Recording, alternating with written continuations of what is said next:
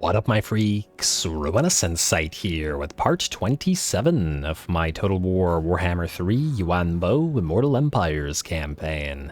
So as we saw last time, Miao Ying faced off against Grimgor in the Titans Notch region, ultimately being victorious but hardly breaking the faction. There's still plenty more works where that came from, and I suppose there may have been reason to leave them alone and allow them to remain here and fight the incursion of the Chaos Dwarfs, but on the other hand, we never know when they would eventually attack us, or attack Karakadrin, or attack the Ice Court, so at the end of the day, it's probably still better to destroy them. Anyway, we ended off the last episode without time to fight a third battle, so we'll be facing off against some lizards this time around, and it looks like it's going to be a toughie. And they've got two Basties with Reeve of Crystals, plenty of dinos, and Temple Guard, and we just have our basic Jade Warriors here. I'm actually not entirely sure whether this would work out so well for us, and that I'm not sure that we could win. But if we lose, I suppose Yuan Bo can come in and deal with Mr. Hook for us next turn. So give it a try, Mujin, and just try to survive best you can, shall we? Pyrrhic victory nonetheless, and we do get a little bit of bonus from the garrison, but there is a pretty big disparity in troop quality here, if nothing else. Ranger Standard can go on Mujin himself. He'll get around quicker, and I believe that's it. Let's get to it.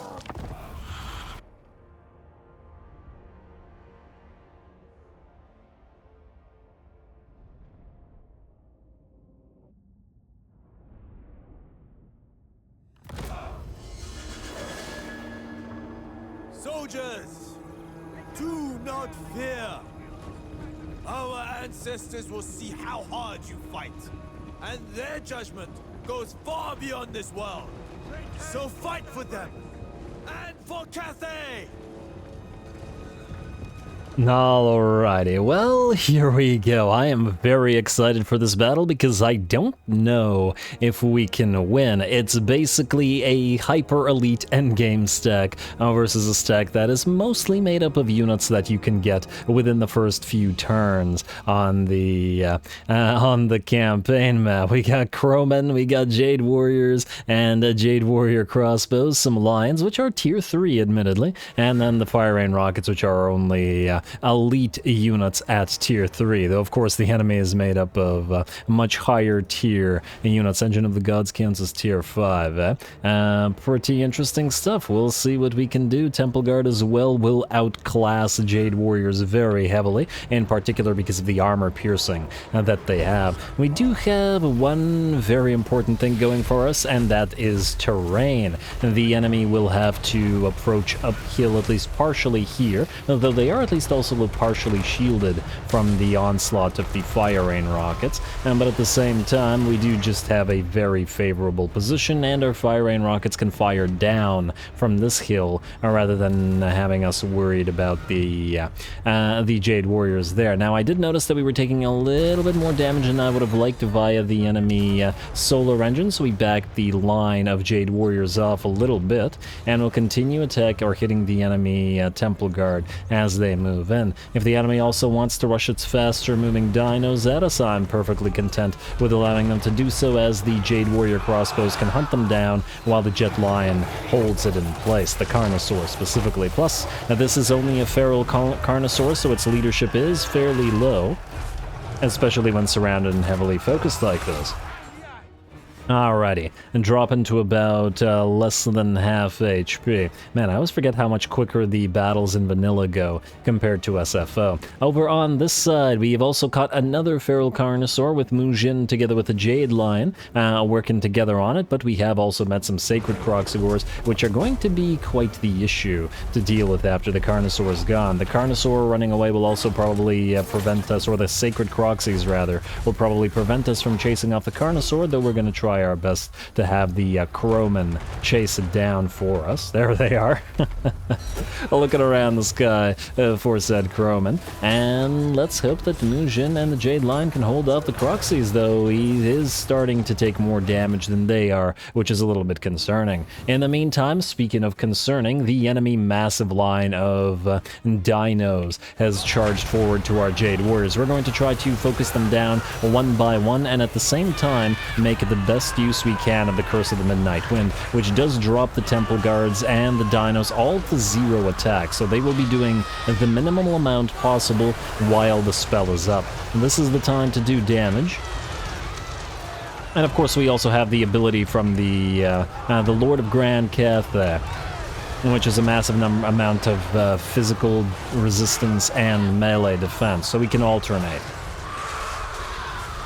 And this is once again the benefit of this particular map in the terrain, as it is allowing us to use all of these abilities to greater effect by focusing more and more on the enemies at the same time. Focus fire continues to come down from our crossbows. Looks like this Basti with Ark of Sotek is nearly done for, and so is this Ancient Stag, or maybe not done for per se, but rather are going to rout.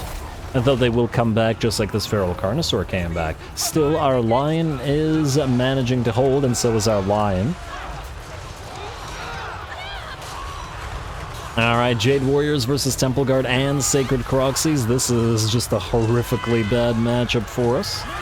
But hopefully we can shatter the rest of them, and we just have to hold for a little bit longer. A little bit of extra armor from the War Drum as well, and ooh, a nice shot from the Basti with Solar Engine, which appears to have taken down one of the Fire Rain rockets already. Gonna have to be careful there. On the bright side, though, the bounce power is in our favor, and to be fair, I think only about 2 units of Temple Guard have actually managed to reach our lines. The rest have been, by and large, heavily damaged or outright destroyed by the 2 Fire Rain rockets, though oh, they have both lost a unit at this point. Interesting. Trying to hold off the piles of enemy Sacred Croxigors and the enemy Saurus Oldblood here, which have also even brought themselves a Basti with the Reviv Crystal.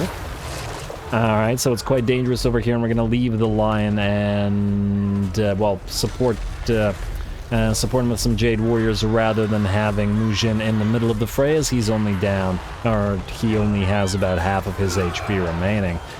Alright, there's no way the Jade Warriors can even hurt the Saurus Oldblood there, especially with the Reviv Crystal nearby, so we're going to try our best to chase that thing off, as it has been focused down by the Jade line, and it also looks like the Sacred Croxigors are now in bad shape since our reinforcements have arrived from off the field, which means we will have some peasants to help out, but the peasant archers in particular should be able to focus down more single-entity units. Alrighty, going to try to chase that Carnosaur down with Mujin, as he's already hurt and we don't want it coming back, and then we'll do the same thing to the Reviv Crystal.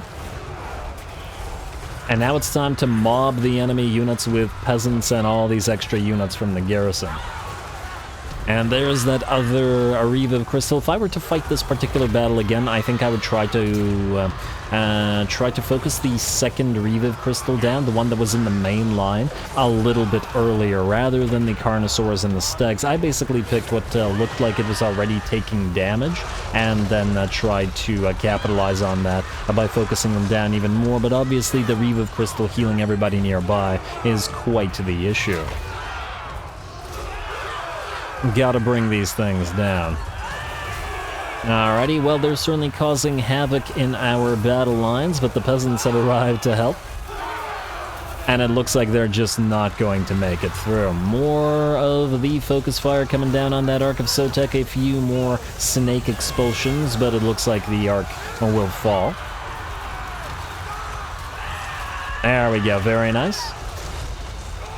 And now it's just a matter of overrunning the dinos, as it looks like the rest of the enemy army is routing, and the chain route is in fact here. Ooh, very, very nice. I'm actually glad that the enemy didn't use the Stegodons. The regular Stegodons, the artillery monsters, probably most of their damage was spent to knocking out the Fire Rain rockets. This one down to about 2. And granted, the fire rockets did their damage, but they did their damage before they lost those artillery pieces. This is a massive HP pool on 2 stegs that the enemy didn't apply to charging through our lines and going after our range units, which kind of screwed them over, but well, I guess so did the terrain.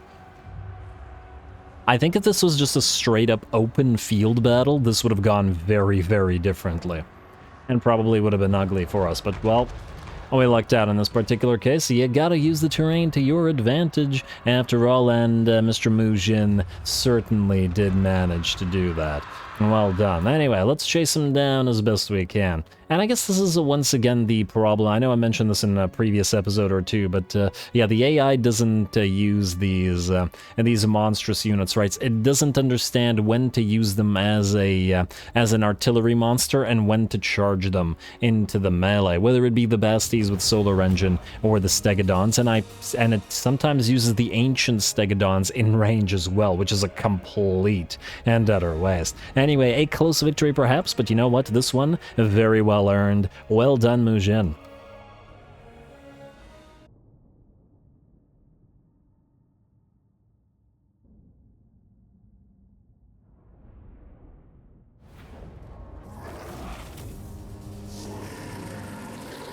Alrighty, very, very nice. Not too bad at all. Well, the results look better than they were. It was, in fact, a close victory. I think the only thing that saved us in this particular fight from getting absolutely wrecked by the enemy's superior troops was the terrain really, really worked for us there, forcing the enemy to get funneled into one location, which meant that we could essentially repeatedly alternate between buffs and debuffs and hit a lot of enemies at the same time. The Curse of the Midnight Wind kept their attacks extremely low in a massive blob, and I repeatedly overcast it, or, well, I don't actually remember if I overcast it, but I repeatedly cast it, if nothing else. And then once that was down, we could use the Lord of Grand Cathay, which gave that massive melee defense and physical resistance buff. Not for too long, mind you, but between the two spells alternating, it was quite a bit of damage. Anyway, with the death of this army, the last of the 4 relays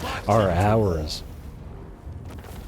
Just heal up, I guess. It doesn't really matter. And there we go. Very nice. Lizardmen Raiders destroyed. We can return to the Fuming Serpent and wait out the clock for 3 turns until we get that final battle. Not the endgame scenario battle, but the final quest battle up and running. Yuan Bo...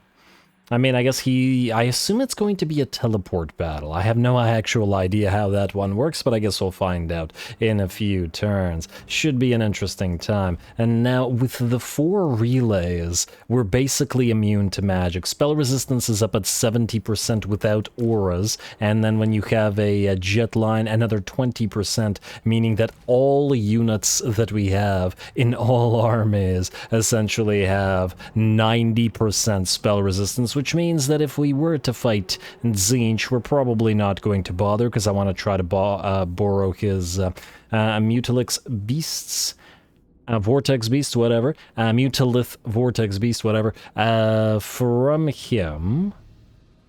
But on top of that, even if we did fight him, the spell resistance would just make the faction so much weaker than it should be, and thus not really a threat. Anyway, let's see what else we gotta do this turn. I don't believe there's much, and the Tech Thieves probably can be moved later on, so we'll leave them to it. We do have no buildings remaining, which means ready to end the turn. Fantastic. Garrison Lord not moved, and assigned skill points here not moved. End the turn, and let's see what we can see. Gotta try to get at least a few more battles going ASAP. The Daughters of the Forest will attack Nagaron. We're perfectly happy with that. And in fact, everybody will be happy with us fighting Nagaron as well. Zatan the Black, you want peace, I presume, but that's not gonna happen. We will be destroying you shortly.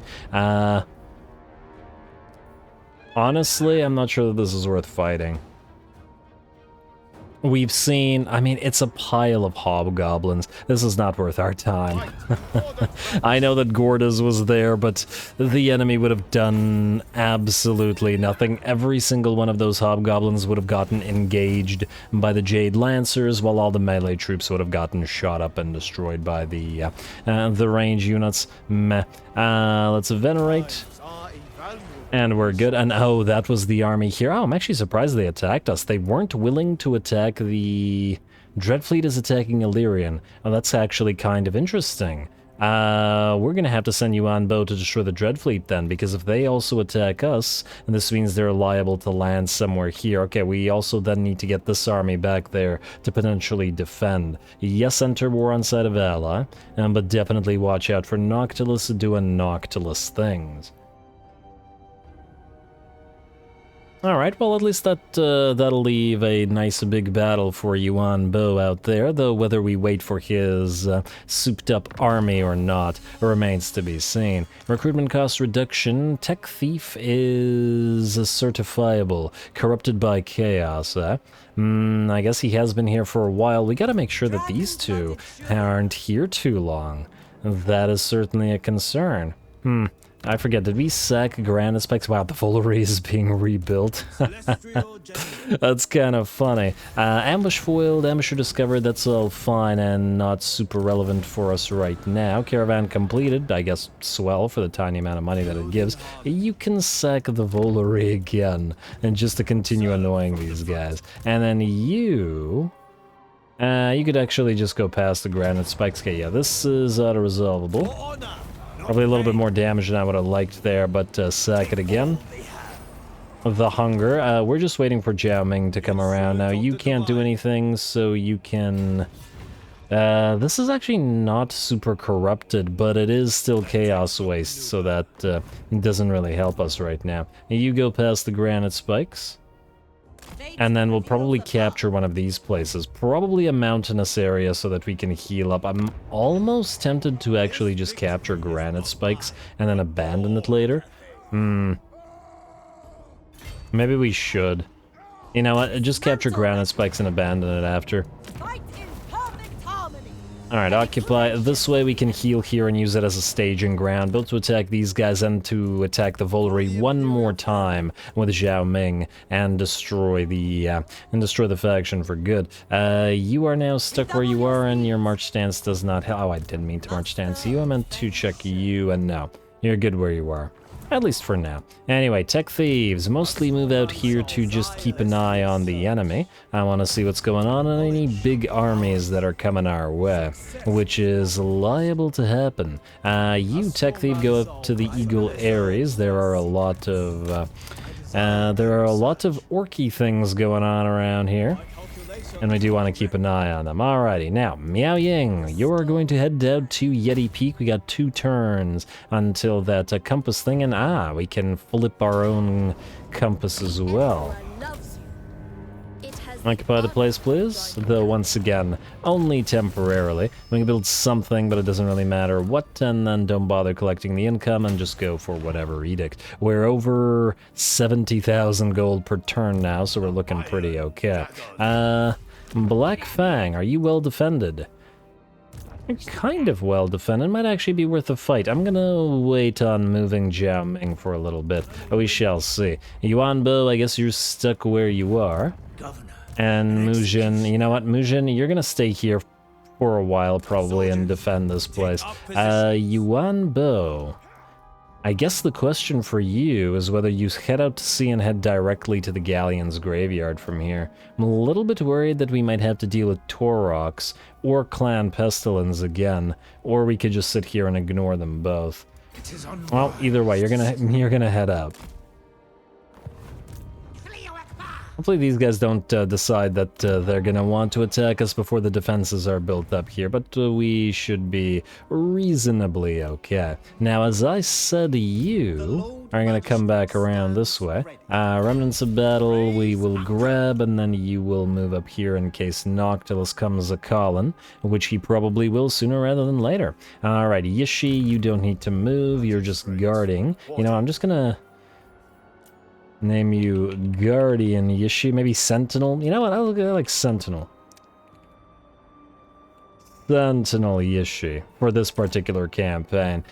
Just to know that he's stuck on the Great Wall and we don't intend to move him probably ever, or at least until the endgame scenario rolls around. Shan Sikong, you are heading out to Snake Gate. You were made to defend, and you should also be a sentinel. Rename to Sentinel Sikong. There you go. Alrighty. 2 sentinels should be more than sufficient, I would imagine. Or at least I would hope. Anyway, Jiaming, you're probably about to fight a Baifeng. Baifeng, you are doing what? You're still just kind of holding here. Frankly, you're kind of a waste of an army, but whatever. And you, I'm just gonna head you down to the Skull Island, but honestly, I don't feel like there's that much worth to doing so. Instead, I think we'll head you back here to replace Baifeng, who we were going to delete anyway, as we are about to get more armies on the field very shortly. In fact, in only 1 turn, the recruitment shall begin in earnest. And look at that. Is Talzin about to take revenge on the orcs here? Well, Grom the Paunch is revived at Castle Carcassonne, which is tier 4, but the Massive Orcal might fall. Might, I should say, because I don't know. Wow, really? You're gonna build a Grail Relique as you... That's kind of hilarious. What a useless thing to build as your or waste your allegiance points on.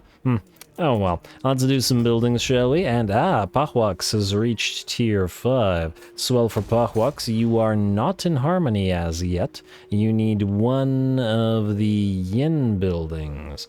And the type of yin building that we can build, I guess the only type of yin building that we can build is gonna be 1 of these, so do it. And there we go, so we should have 1, 2, 3, 4. 1, 2, 3, 4. Alright, it's all perfectly harmonious. You can now build...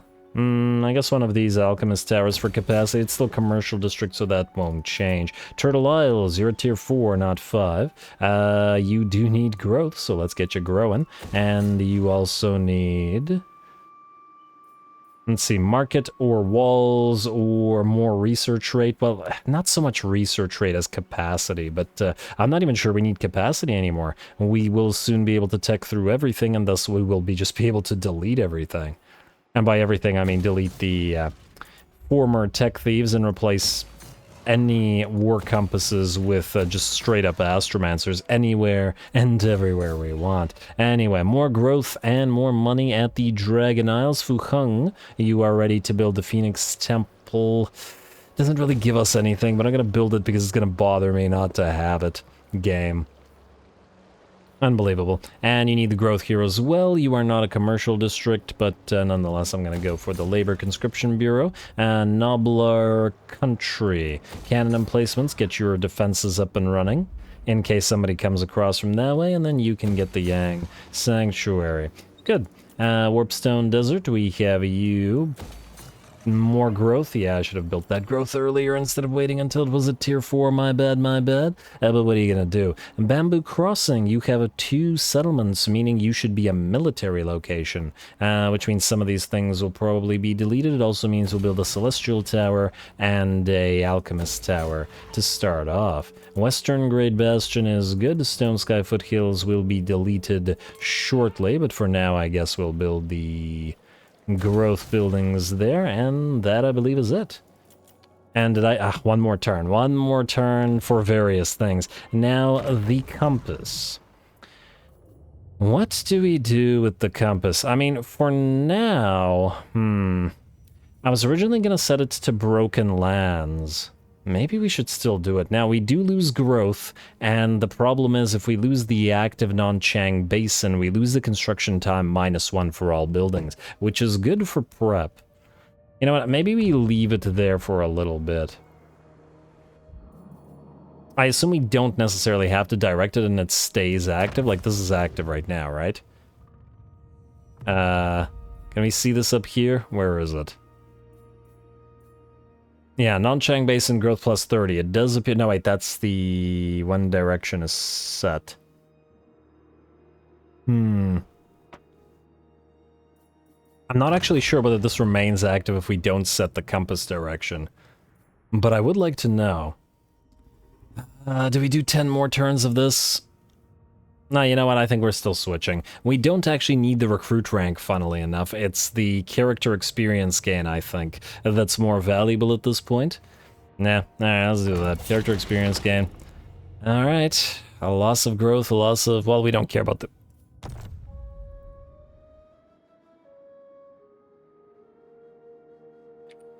losing my voice a little bit, sorry about that. Needed a drink. It does happen on occasion. Anyway, let's continue. We are, I believe, good, so I can rest my voice by fighting a fight. And wherefore art fight? Zhao Ming, that would be you, my friend. You are heading in to fight all of these orcs here. We are going to get you Transmutation of Lead, and I noticed that you, whoa, you didn't have Glittering Robe, and you didn't have Enchanted Metallurgy. Transmutation of Lead is also great. Okay, you know what? I'm gonna change that. We'll get these two, and then we'll go through Enchanted Metallurgy after. And this was an alchemist that had come with this army, which is why it's like this. Scouting for you, Harmonic Convergence is spammable, so is Curse of the Midnight Wind, Ernon's Thunderbolt, Evasion, Comet, Chain Lightning, Earthing, Magical Reserves, and Arcane Conduit. And what's more likely to be used against orcs? I want to say Chain Lightning. Either Urnons or Chain Lightning, both are fine. It really depends on the exact situation we get ourselves in, but I figure since this is... Battle Falls here will be unwalled settlement battles, yeah, which means we should be able to get some mileage out of Chain Lightning, moving in the close confines of a miner's settlement. Anyway, with that, I believe we're ready to go, so Zhao Ming, attack. Strike off the head! Yeah, let's cut off their head. It sounds like fun.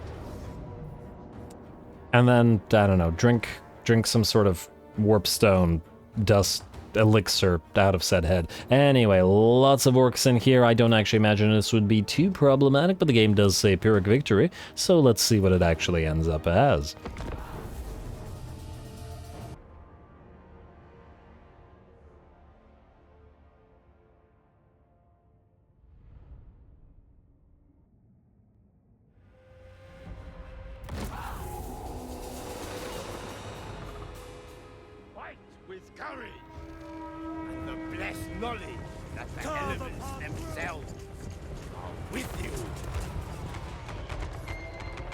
Alrighty, here we go. A little bit of action for Zhao Ming. I know, I like how his armor matches the Celestial Dragon Guard's armor. A little bit more than Yuan Bo's certainly does, but and at the same time, his armor would also probably match one of the jet lines fairly well. I gotta remember to put one of them in the army. I do want a jet line at least in every single army that has a big infantry line, and because of the the harmony that they provide to melee, which is fantastic, and B, because of the spell resistance that they provide to the melee line as well. Anyway, I digress. Here we go. Once again, Zhao Ming has been traveling a long time after hunting down Kugath and taking the Dragon Isles for us, which was an appropriate take, but now it's finally time for him to have some fun again. And greenskins are the order of the day, and we will begin as usual by burning them alive with some explosive fire rain rockets. Many factions' doom has been heralded on the contrails of the of those rockets, and I imagine many more will follow suit before the campaign is over. Lovely. Plus, to be fair, the greenskins are merely a stepping stone on the way to try to catch Zatan and get the buff for defeating him. As well as I do feel like Zhao Ming and his alchemy favor would really appreciate the buffs to artillery. I think probably the most loreful of the buffs out of these particular dragon siblings that we have access to. Personally, I'm not sure I would have chosen a Yuan Bo as the dragon sibling for this particular expansion. As in, there were perhaps other better options. Cathay is a little bit too crowded at this point. But anyway, I digress. Anyway, I just said anyway twice, and ooh, some black orcs moving in. That's a bad idea. You don't want your elite-most units ripped apart. Speaking of elite-most units, here come the trolls and the single enemy Ragnarok heading directly towards our battle line. Fortunately, the best portion of our battle line with the war drum and Yuan Bo himself here, and we're gonna get some swords attacking those that big old spider and those trolls. Let's see. Oh, not Yuan Bo, Zhao Ming. Let's see how well Zhao Ming can take care of the Ragnarok.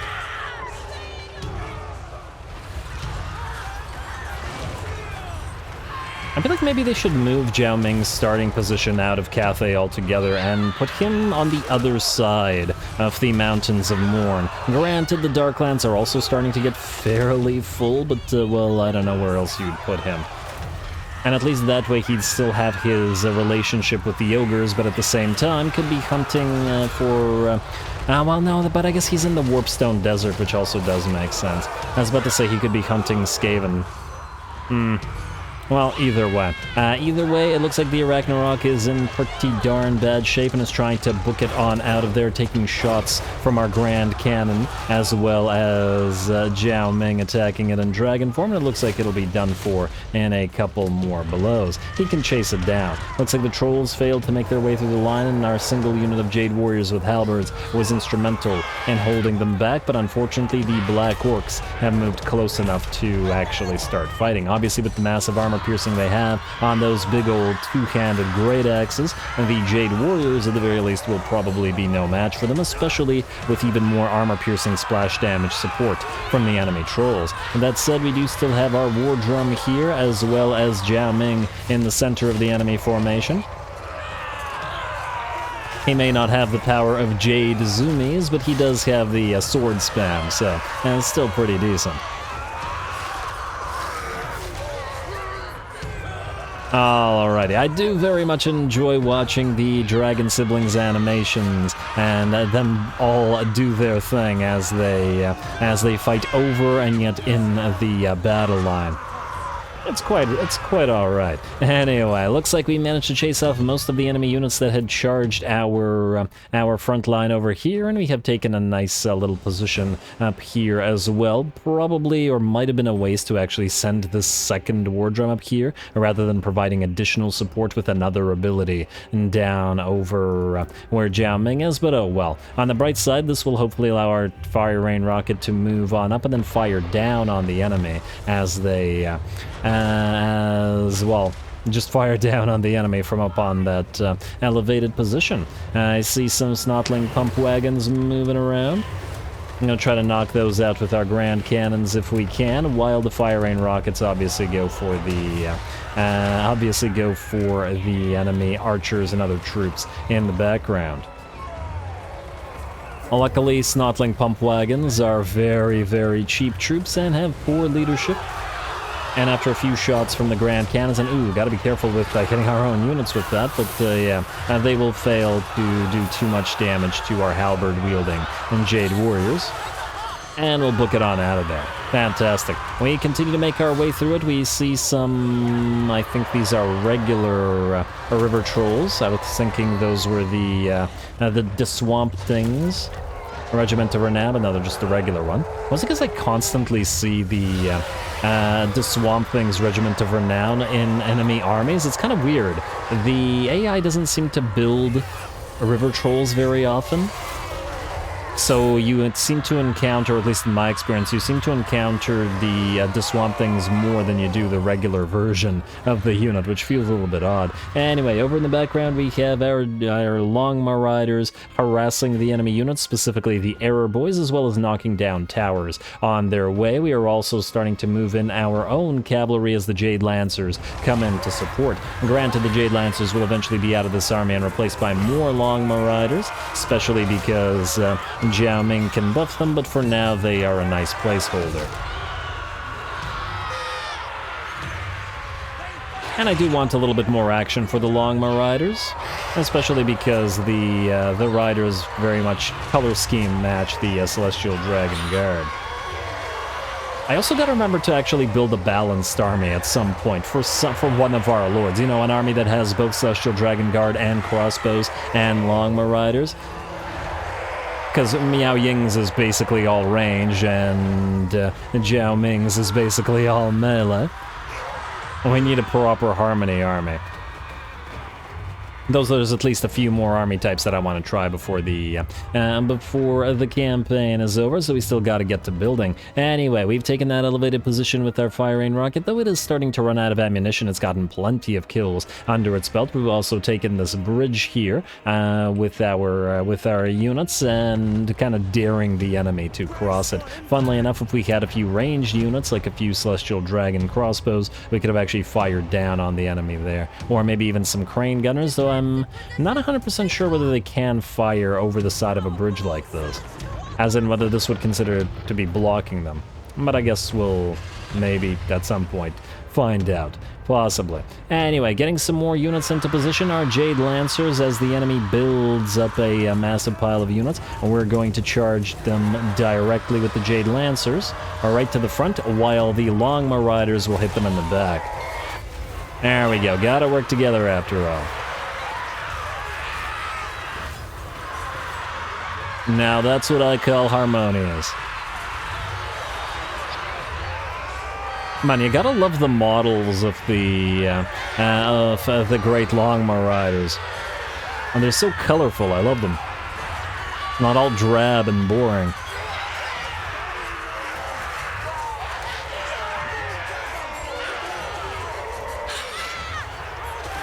Just enjoying the spectacle of the cavalry doing their thing. We haven't seen the cavalry shine a lot throughout this campaign, mostly because the regular Jade Warriors have been outshining them, and it's taken a while to actually, you know, grow enough to actually tech towards these things. But the numbers are finally increasing. Looks like Jiao Ming has defeated the enemy lord, or at the very least broken said lord, though he is having a little bit of a tough time against the great shaman simply because said shaman is a small unit and keeps getting knocked back. Looks like the enemy has fallen for our little bait here, as the Celestial and Dragon Warriors, as well as the Celestial Dragon Guard, the Zhaops in particular, plus the Jade Warriors will be holding the bridge. And the enemy will obviously fail to take it, but it'll give us some very nice shots. A very cinematic battle so far, I have to say. Some fantastic shots of both our melee units fighting and our cav. And that's what I live for.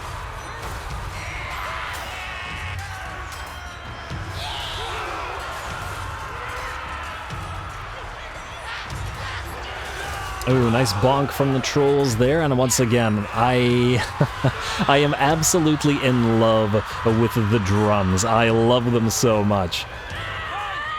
Just the sound of the drums drumming alone, just that alone is worth it to me. Like, I would build these units even if they did nothing, and just to have that sound during the battle time, it just makes it seem so much more appropriate.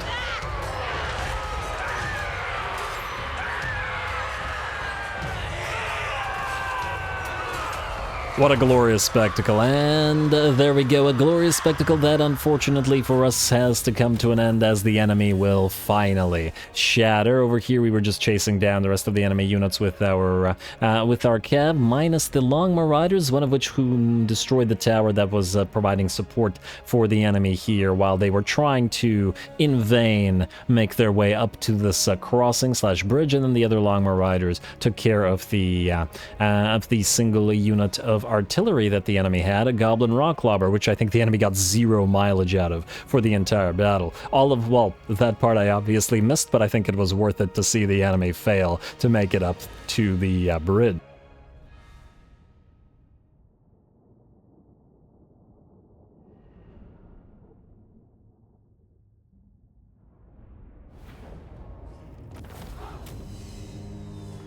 Alrighty, there we go. Honestly, it's always been, ever since, I guess, the the advent of Total Warhammer 3, it's always been a very odd state of affairs where being in a minor settlement is to the disadvantage of the AI, and certainly in some siege battles, as in big walled siege battles, the AI is also at a disadvantage, but there's just a tendency for minor settlements to screw the AI over because it doesn't understand how to defend them. There are exceptions, like for the Tzeentchen faction, for example, because every single, or at least so many of its units, the Horrors and Pink and Blue, are range units. It makes it easier for them, and the same thing goes for various elves and such. But for most factions, it is really a disadvantage, and if you have artillery, it's even worse. But anyway, I digress. Jiao Ming, you've certainly taken advantage of their weakness there and conquered Black Fang. We're gonna occupy it, though, once again, temporarily. Hey, we got the War Compass for our resident Astromancer. Swell. And, ooh, Carrick Vrag. Looks like you're well defended.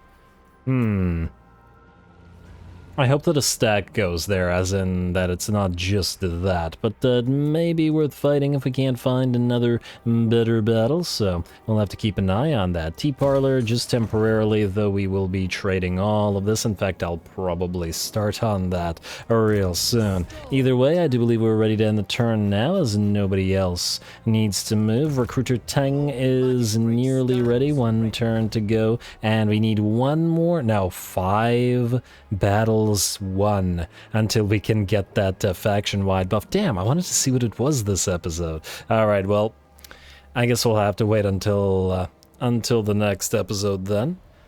And 1 second. Sorry, my cat was biting my headphones cord. Hero not moved. Caravan oh right, the caravans again. Yeah, sure. You're returning a capital, which means away you go. We can now get rid of these 2 peasant long spears and replace them, hopefully, with something more useful. Let's send you out to whatever place gives us the most money. But at the same time, probably don't want to go through enemy territories, or at least to the best ability that we have. And I guess we could try it this way. Archaon's kind of over there, though. Try here. If you survive, you survive, and if you don't, well, I don't think we care very much. Away you go. Probably should have given the caravan a caster, but it's too late now, and we're gonna end the turn, and we're gonna see if anything interesting happens, see what there is to see. Alrighty, Daughters of the Forest. Knights of Calador. Clan Moors, Clan Scryer, nobody doing anything interesting over there. Cetra wants friendliness, but, well, Cetra's another one of those interesting factions where he has a tendency to rack up enemies, so if you become friendly with him, a bunch of factions down there start hating you, including, generally, the Lizards, and I'm not sure that we want that. Wounded, one of the tech thieves, well, that's a first. Not that we care, mind you, but still annoying. It's the principle of the thing, and Clan Rictus was destroyed without our intervention, mind you. Still Clan Moors down there to take care of, and all of you are at war with him, or them rather, well, him being Queek Headtaker. Hopefully these guys all maintain friendly relations with each other. Range for crane gunners and completely necessary armor-piercing missile damage increase. Alright, well, we got 4 turns or 4 battles that we need to get going. It looks like you're trying to get to Titan's Notch. Let's put Miao Ying into an ambush stance and hope that we can catch this little army. This is probably not worth fighting because there's too many laborers there, but who knows. You are going to move out here. Sorry, my cat's making noises if you guys can hear him. Alright, well, it's very distracting when you're trying to say stuff. Let's see, this will hopefully count as a battle. Quickly auto-resolve this. He won't be able to run far enough, that's for sure. Alright, and keep going up northward, Jiao Ming. Gotta get to... Oh, I like that murder animation that you got. Keep trying to get to Zatan the Black. I don't know if you can get there, but maybe you can. Anyway, end your turn in... Wait. Yeah, you can't reach Gorger Rock. Alright. Keep moving up north like this, though there's a decent chance that these guys try to jump over you and head down to Black Fang. We may also ignore it, depending. We shall see. You're getting close enough to Zatan now that I think we're free to move these two. Though you, Dingjun, are really going to need some healing.